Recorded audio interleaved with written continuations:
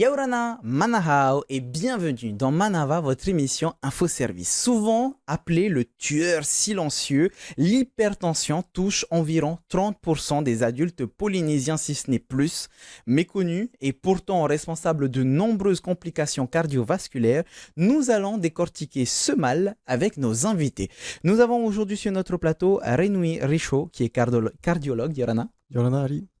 Teanini Tematahutua, membre du club Soroptimiste et médecin. Yorana. Faroura Milan, infirmière en consultation néphrologie. Yora. Et enfin, Tawari Raoul, qui est diététicien. Yolana.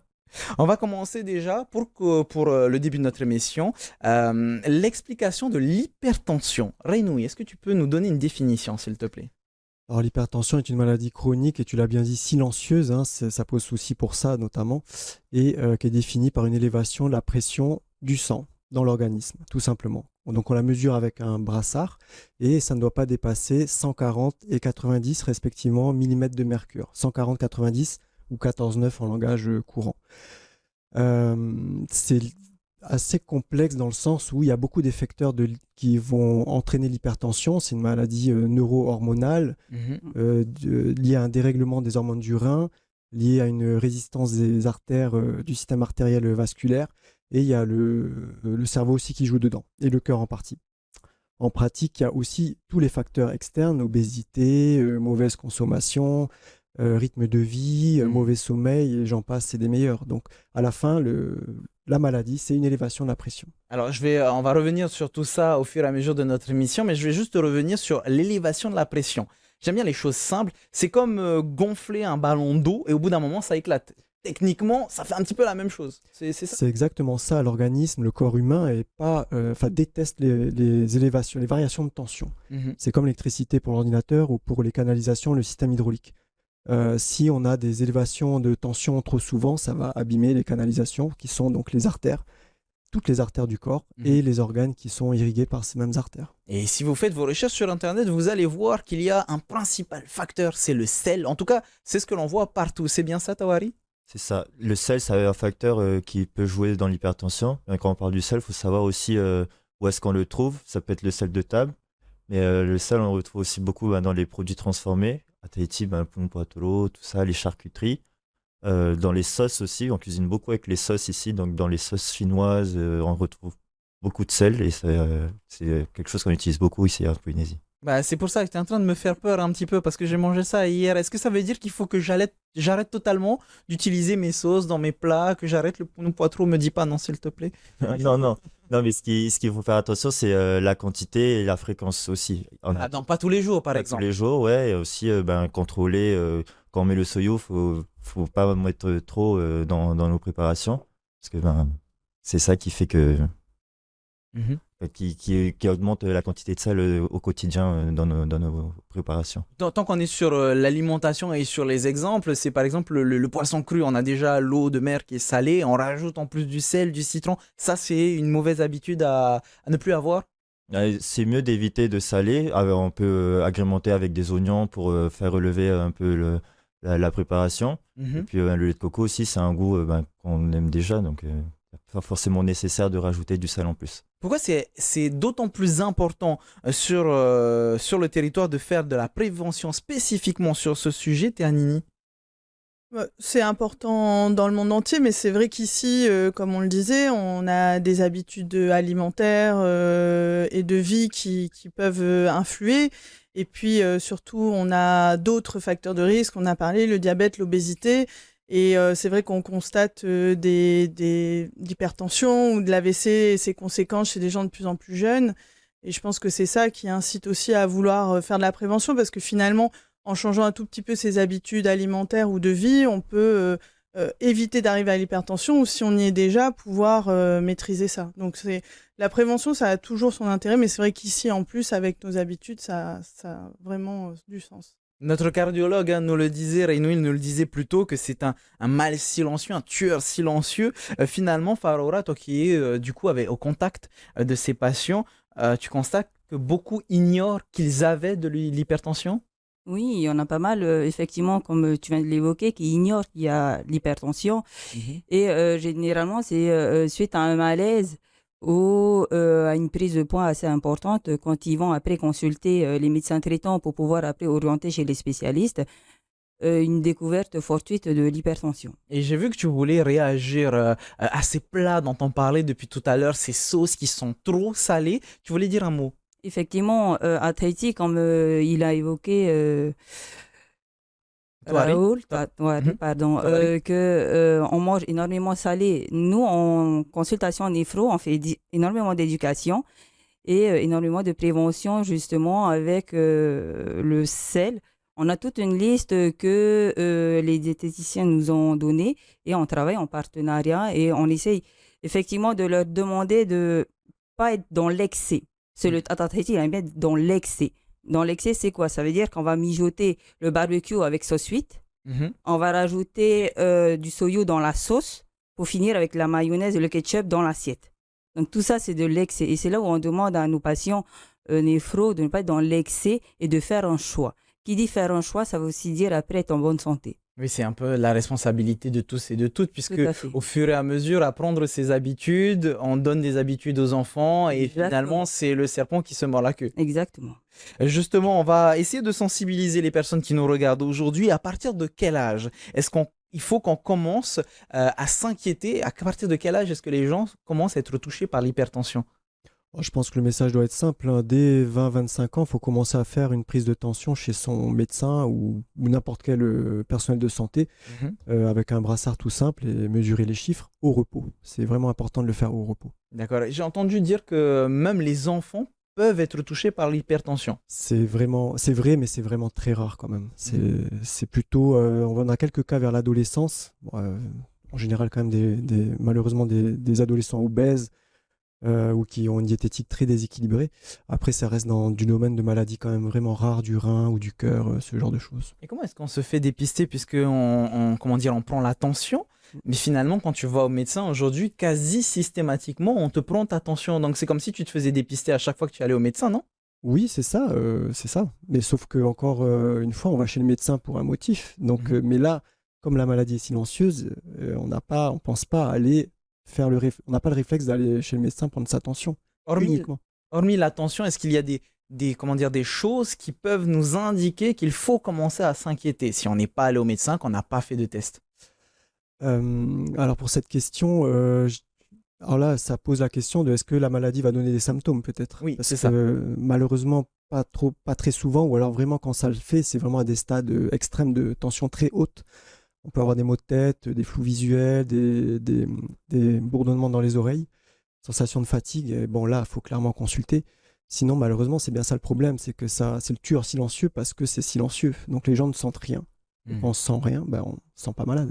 Voilà, d'où le mal silencieux dont on parle depuis tout à l'heure. Alors, il faut commencer à avoir des bonnes habitudes. Là, on a parlé de sel, hein, avec nos sauces, etc. Il y a d'autres aliments qu'il faut éviter, Tawari. Par exemple, le café, le soda, les sodas, les boissons énergisantes, peut-être. Les boissons énergisantes et le café, tout ça, le coca, ça peut être des excitants et à la langue, avec une augmentation du rythme cardiaque, je pense qu'ils peuvent confirmer, ça peut créer de l'hypertension sur la langue, sur le long terme. Donc, confirmation, je suppose, Rémi. Sans compter les calories, hein. C'est prise de poids quand même. Alors, je suppose que c'est Soda. pire si jamais on prend par exemple 2 cafés tous les jours, plus une boisson énergisante pour le sport l'après-midi.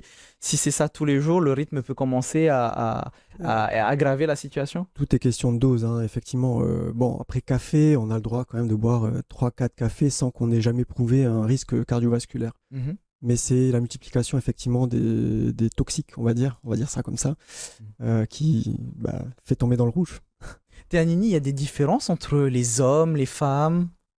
Alors, bon, il y a des différences épidémiologiquement, ça reste quand même sur l'hypertension en tout cas, hein, une maladie qui touche beaucoup les hommes, mais les femmes, on voit qu'il y a une augmentation des maladies cardiovasculaires chez la femme, donc qui est liée au poids, au tabac, aussi au changement de rythme de vie. Les femmes travaillent, donc ont une activité, peut-être un sommeil qui est moins important, et donc tout ce stress qui augmente, et puis surtout hormonalement. Il y a des moments en fait qui sont charnières dans la vie d'une femme et où justement on doit faire très attention à l'attention, notamment quand il y a une prise de contraception hormonale, au moment de la grossesse et puis après au moment de la ménopause. Donc toutes ces variations hormonales en fait peuvent influencer le cœur, l'attention et tout ce qui s'y a trait. Donc, ça reste quand même une maladie qui peut toucher les deux sexes. Mais c'est vrai que chez la femme, on va avoir aussi une attention particulière parce qu'il y a ces variations hormonales qui peuvent intervenir au cours de la vie et où il faut être particulièrement attentionné. Et il faut le voir comme une fatalité? Non, je suppose que non. Il y a toujours un moyen de pouvoir se soigner ou de prendre ça en main. Oui, de toute façon, là, comme on disait, la prévention, donc c'est pas du tout quelque chose qui doit absolument arriver. Alors c'est sûr quand il y a l'hypertension dans la famille ou quand on a un problème de surpoids ou quand on fume, il faut être précautionneux, mais c'est toujours quelque chose qui peut se régler. Et puis s'il faut un traitement, il y a des traitements qui marchent très bien. En fait, il faut toujours avoir pour objectif de faire baisser la pression. Donc il y a l'alimentation, il y a aussi le mode de vie et après les traitements qui marchent très bien quand ils sont pris et surtout quand les gens vont consulter.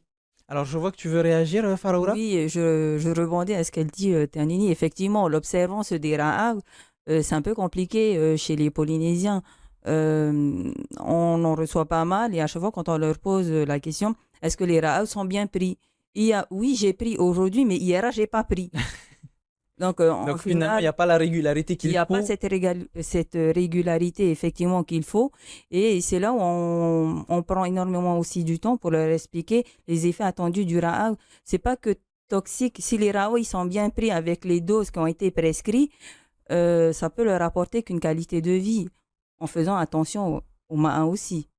Mais finalement, là, on parle de beaucoup de, comment dire, de choses qui peuvent causer l'hypertension. Mais au tout début d'émission, avec toi, j'ai commencé à donner l'exemple de ce ballon qu'on gonfle et qui éclate. C'est quoi les conséquences? Est-ce que ça va éclater aussi dans notre corps? Oui, ça s'appelle un AVC quand ça éclate dans la tête. Donc les petites artères, c'est l'hémorragie interne dans la tête. Au niveau... Alors soit ça donne l'hémorragie, soit ça bouche. Les artères, c'est aussi bête que ça. Enfin, donc soit c'est l'hémorragie, donc AVC, soit c'est l'artère qui se bouche parce que la paroi s'est abîmée au fur et à mesure. Donc ça s'infiltre de cholestérol et ça favorise la prolifération de la paroi. Donc ça donne crise cardiaque, maladie rénale, pouvant aller jusqu'à la dialyse. Donc AVC, ça favorise la démence. Ça abîme les yeux.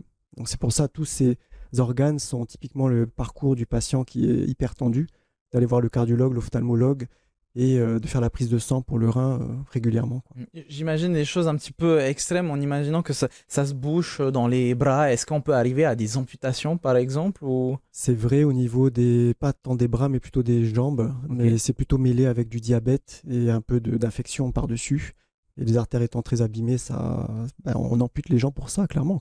Oui, Diabète, finalement, tension, plus il y a de troubles, plus il peut y avoir de risques. c'est la multiplication des facteurs de risque, tension, diabète, cigarettes, etc., qui vont favoriser ces maladies-là. Ouais. Alors, évitons d'en arriver là. Est-ce qu'il y a des alternatives, Tawari, à tous ces aliments dont on a cité depuis tout à l'heure, de ces boissons? Oui, il y a des alternatives, mais il y a aussi le fait d'avoir une alimentation équilibrée. On l'a dit, l'obésité, c'est un facteur de risque à l'hypertension. Donc déjà, de faire attention à ce qu'on mange, à diminuer les quantités afin de perdre du poids, c'est déjà un bon début. Et ensuite, aux patients à l'hôpital, on leur conseille de varier les modes de cuisson aussi, parce qu'on interdit le sel. Mais c'est vrai que si on interdit le sel ou les sauces, ils vont trouver qu'il n'y a plus assez de goût au repas. Donc de varier les modes de cuisson, à l'eau, à la vapeur ou faire sauter.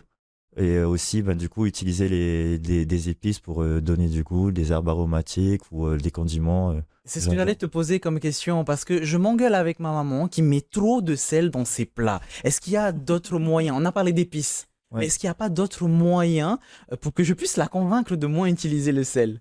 Mais tu peux lui dire d'utiliser de l'oignon ou du gingembre ou, comme j'ai dit, le mode de cuisson. Mais après, c'est vrai qu'à Tahiti, ou même de manière générale, on est habitué à ce que le sel donne le goût. On n'est pas forcément habitué à faire attention à... Lorsqu'on mange, ok, il y a le goût du thym ou du curry ou de n'importe quelle autre épice. Et donc, peut-être de faire attention aux différents goûts, ça peut nous apprendre à apprécier différemment la nourriture plutôt que de se focaliser que sur le sel. En ce moment, d'ailleurs, le club Soroptimiste mène une campagne de sensibilisation. Ternini, tu peux nous en parler? Oui, alors le Club Soroptimiste, donc c'est une ONG, donc il y a plusieurs clubs dans le monde, dans 120 pays, Et donc, c'est une ONG de femmes. Et en fait, chaque année, on met en avant, ou en tout cas, on prend en charge une pathologie qui touche la femme. Donc, il y a eu l'endométriose, le cancer du sein. Et là, depuis l'année dernière, on s'est focalisé sur les maladies cardiovasculaires de la femme. Parce que je le disais, ça touche aussi les femmes. Et il y a cette particularité liée aux hormones et à leur mode de vie. Donc, on a voulu faire plusieurs actions, des conférences, une grande journée à l'Assemblée et une marche pour promouvoir l'activité physique. Et surtout dire aux femmes qu'il ne faut pas se négliger, qu'il faut qu'elles consultent, que l'hypertension peut aussi les toucher même si elles sentent aucun symptôme. Et qu'elles doivent se traiter s'il y a besoin. En tout cas, que cette maladie silencieuse, il faut la prendre en charge pour elles aussi. C'est une question qui est presque récurrente quand on parle de santé. J'ai l'impression que parfois les gens sont dans le déni. Faraoura, qu'est-ce que tu en penses? Est-ce que les gens se disent non, tant qu'il n'y a rien, il ne se passe rien et ils ont peur d'aller consulter justement? Oui, tant qu'il n'y a pas de douleur, tant que le patient n'a pas mal, il n'y a pas le aoué, ils ne vont pas aller consulter. Du coup, il y a le Faromei. Il y a le Faromei, il y a le on est Fohatane. Et à partir du moment où le patient il va commencer vraiment à ressentir des douleurs, tant que la douleur elle n'est pas intensive, donc ils ne vont pas aller consulter. Ils vont attendre que la douleur elle soit vraiment dans le aoué, ça veut dire quand on a atteint le dernier palier de la douleur, là ils vont aller consulter. Et c'est là où les choses après elles s'aggravent parce que parfois, je dis bien parfois, elle est un peu trop tard. La prise en soin elle va être un peu trop tard. Alors tout à l'heure, on a donné des exemples d'amputation, Tout à fait. mais je suppose que toi, tu as des histoires, sans citer de nom bien sûr, mais tu as des histoires de personnes qui ont attendu trop longtemps et qui ont eu des conséquences graves. Est-ce que tu en as là tout de suite? On en a quasi tous les jours malheureusement et c'est là où on fait énormément de prévention. Encore une fois, j'y tiens à la prévention, à l'éducation. Tout récemment, on a des patients qui sont dans les îles et c'est compliqué parce que quand tu veux faire de l'automesure dans les îles, c'est compliqué parce que parfois les centres médicaux ou dispensaires ne sont pas non plus bien équipés et ne serait-ce faire acheter un tensiomètre à un patient, c'est compliqué. Des exemples, il y en a plein. Et là où j'aimerais sensibiliser, c'est vraiment dans l'éducation et la prévention. Le tensiomètre, c'est aux alentours de 4 000 francs, c'est à partir de 4 000 francs. Mais qu'est-ce que ça peut te donner une qualité de vie après? 4 000 francs pour avoir une qualité de vie, je pense que la vie n'a pas de prix. Je pense que Faraoura a soulevé un bon point par rapport à la difficulté de sensibilisation vis-à-vis de l'hypertension dans les îles. Ton point de vue, Renoui? Elle a parfaitement raison. Faut que les patients, il faut qu'on leur explique la maladie. Le tensiomètre, comme elle dit, ça peut servir. Donc, on n'est pas obligé d'acheter. On peut se procurer par quelqu'un, une copine ou quelqu'un de la famille qui a forcément, qui a peut-être une machine à la maison et puis on peut l'utiliser. C'est sûr que la prévention resterait toujours la base du traitement. Et pour rebondir sur la diététique, il y avait l'alcool aussi. L'alcool est un grand pourvoyeur d'hypertension. Donc, il faut vraiment modérer ses prises d'alcool et il faut bouger. Il faut faire du sport. Ça régule l'organisme. Heureusement, si on peut dire les choses comme ça, il y a des avancées médicales qui voient le jour. Il y a un article qui est sorti très récemment au CHPF pour traiter des cas sévères. C'est une dénervation rénale, à savoir réduire l'activité des nerfs rénaux. Mais j'en parle, mais je ne sais pas ce que ça veut dire. Est-ce que tu peux nous expliquer, s'il te plaît? C'est très technique quand même. Donc effectivement, la dénervation rénale est un outil en plus pour traiter les cas sévères d'hypertension sévère. Alors, évidemment, on ne va pas traiter des milliers, des millions de gens avec ça. Ça coûte quand même cher. C'est pas sans risque. Et voilà, la procédure dure 1h30 sur la table. Donc en fait, on les réserve vraiment aux cas particuliers de personnes qui ont bien pris les traitements, qui ont fait tout ce qu'il faut, qu'on a analysé et qu'on n'arrive pas à faire baisser la tension. Parce que plus on aura des chiffres élevés, plus le risque d'AVC et compagnie va monter. Donc là, ils ont fait 5 à 6 cas au CHPF, ça a bien marché. C'est ça. Mais ça reste une exception, enfin un petit nombre de patients parmi tous les patients. Et dans ton discours, tu nous disais que c'est seulement ceux qui ont pris leur traitement. Mais on n'a pas parlé de traitements. C'est quoi les traitements? Ce sont des cachets? Alors après la diététique, le sport, les corrections des facteurs de risque, évidemment, très souvent, quand même, ça se termine avec des médicaments qui marchent très bien. Faut pas dire que c'est le médicament qui donne la maladie, c'est plutôt l'inverse. On dit que c'est les médecins qui provoquent la maladie, c'est pas vrai. On est là pour aider. Donc les médicaments, il y en a beaucoup, il y en a plusieurs dizaines, et on va choisir le bon couple. Ça se prend tous les jours. Il n'y a pas une piqûre par mois qui sert à traiter la tension. Donc, ça se prend tous les jours parce que le médicament dure 24 heures. Et donc, c'est typiquement les médicaments qui vont jouer sur les hormones du rein, sur les vaisseaux, plus ou moins le cerveau, mais surtout sur le rein parce que la source de l'hypertension est là-dedans. On a des bons vendeurs sur les réseaux sociaux qui abusent de l'ignorance de certaines personnes. Tawari, je me tourne vers toi. Il n'y a pas de recette miracle, je suppose. Un aliment qui permet d'enlever l'hypertension ou qui empêche l'AVC? Non, il y a pas de recette miracle. Il faut faire attention, comme on l'a dit avant, à comment on mange de manière équilibrée. Et comme on l'a dit encore, faire attention au sel, à l'alcool. Faire de l'APA, de l'activité physique adaptée en fonction des profils de chacun? En fonction de chacun, oui, une activité physique tous les jours, 30 minutes, si on peut.